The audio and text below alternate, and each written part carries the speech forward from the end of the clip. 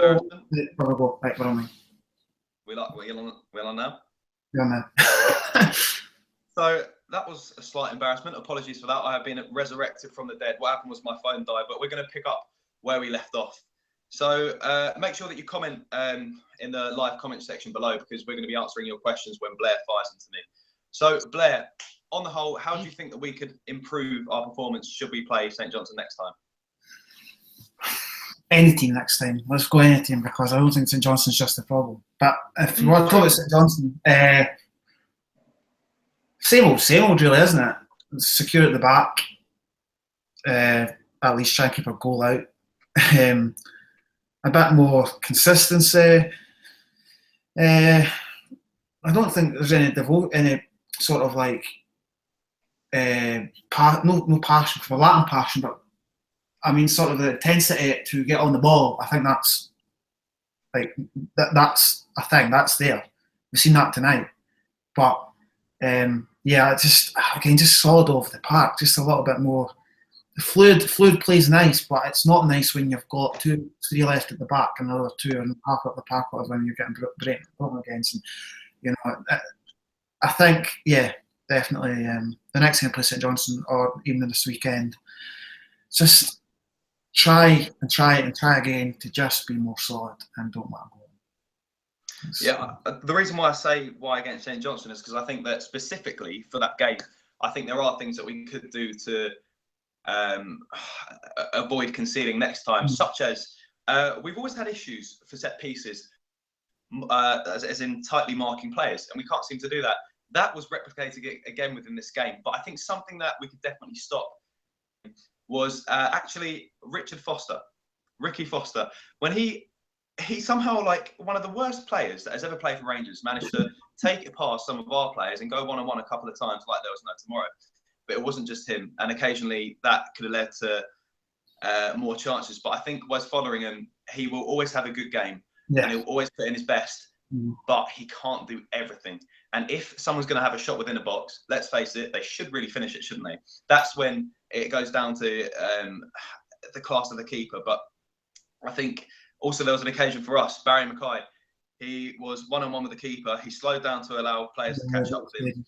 Tried to cross it across to, I think it was Jason Holt, when he should have just literally tapped the ball right and then try and slotted it past the keeper, because he's got the quality to do that. He already had scored a goal in that game, which is a long shot with confidence. So I don't see why he didn't shoot. I think it wasn't a confidence issue. I think it was because he wanted to be selfless. But at the same time, that's where you have to be finishing it yourself. You have to be greedy sometimes. I think that's the season, isn't it? I mean, had one-on-one chances or even just clearances off the line or whatever, and you just think to yourself, just put it in the back of the net. What are you doing? We don't score many goals, you know.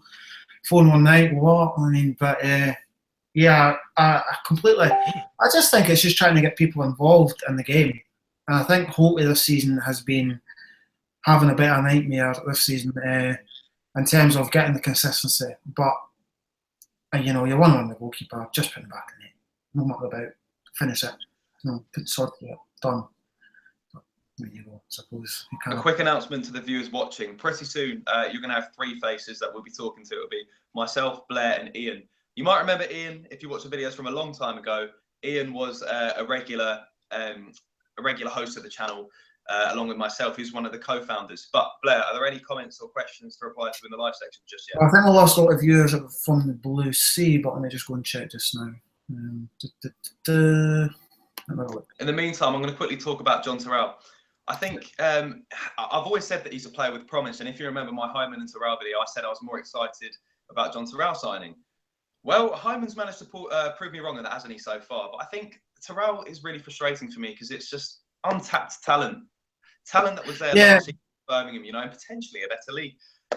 It's so frustrating for me because Terrell, as I said, has the talent, but in the midfield, he'll be passing the ball to the opposite team, leading to a turnover in possession. He took so many heavy touches during this game, Blair.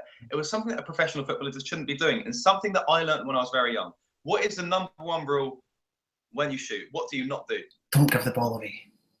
No, you don't lean back. You do not lean back, because when you lean back when you shoot, the ball goes up because you don't have as much control. And seeing Terrell do that was pretty much back to That basics was, for me. that was your number one thing then from... The number one thing when shooting, the general shooting? rules, doing Oh, I think you meant by playing just general football. I never recognised you said shooting, so I apologize. No, it's when shooting. Ah. Any questions as yet? Phil McCracken says, should there be safe standing at Ibrox? What do you say? Should there be safe standing at Ibrox? Safe standing. I think it's just with the history, the two-time history of, we all know what happened at Ibrox previously. I don't think I'd encourage that, only because I would not like to risk that in any sense of form, any way, shape, or form ever happening again. It is absolutely horrific. What about yourself? I know the word safe is there, but how safe can safe standing be? Yeah, I mean, last minute goal against Celtic, how safe can it be? I don't know. I mean, you can have a section, do what, maybe take a leaf at the Celtic's books, which is probably never something I'll say again.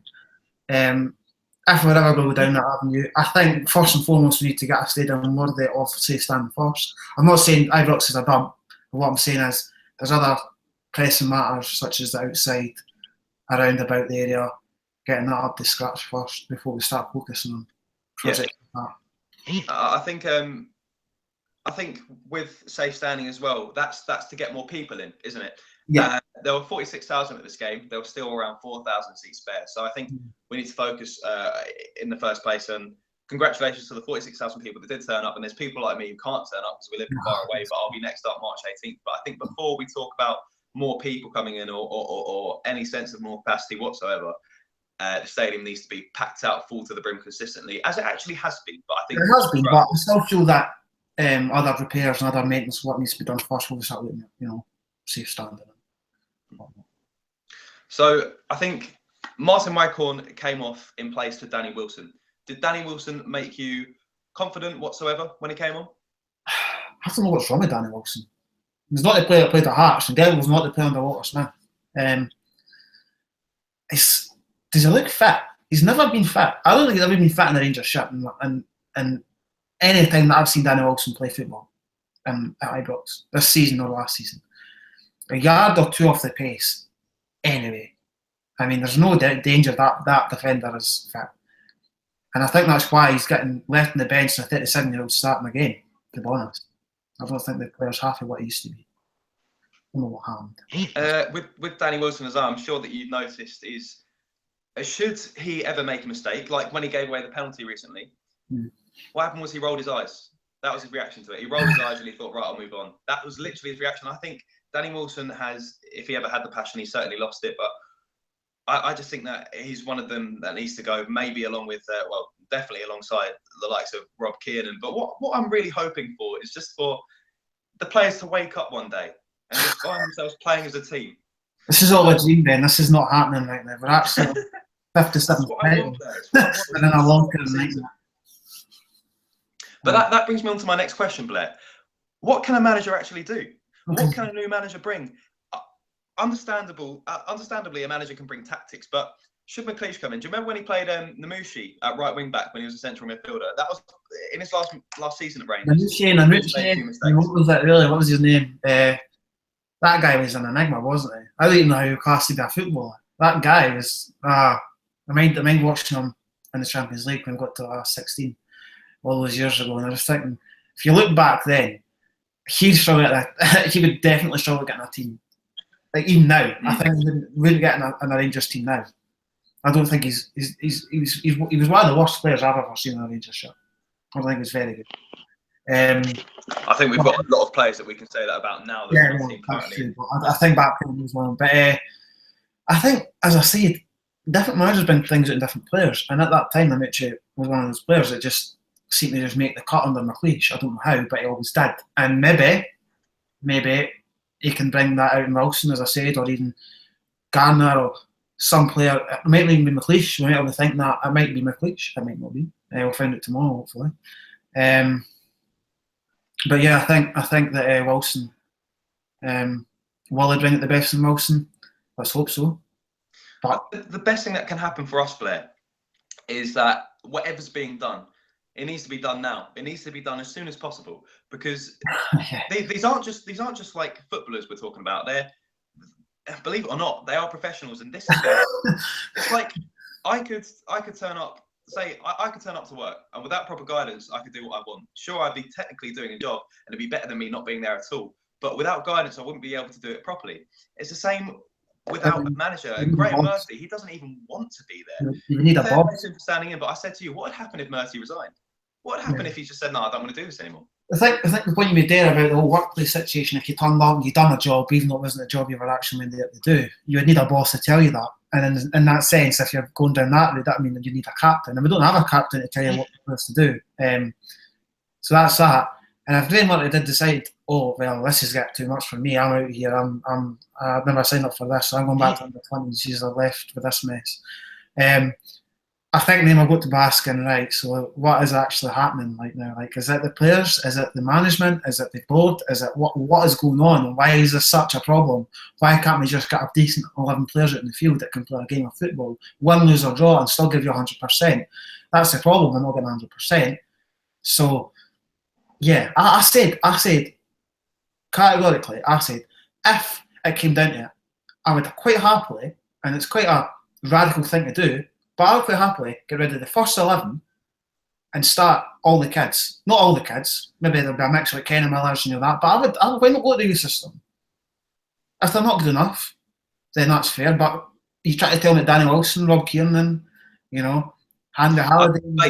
Bates is, despite the fact that he's young, he's been impressing throughout any game that he's playing in the youth teams and the reserves. And I think that he's someone that's definitely deserving of a chance.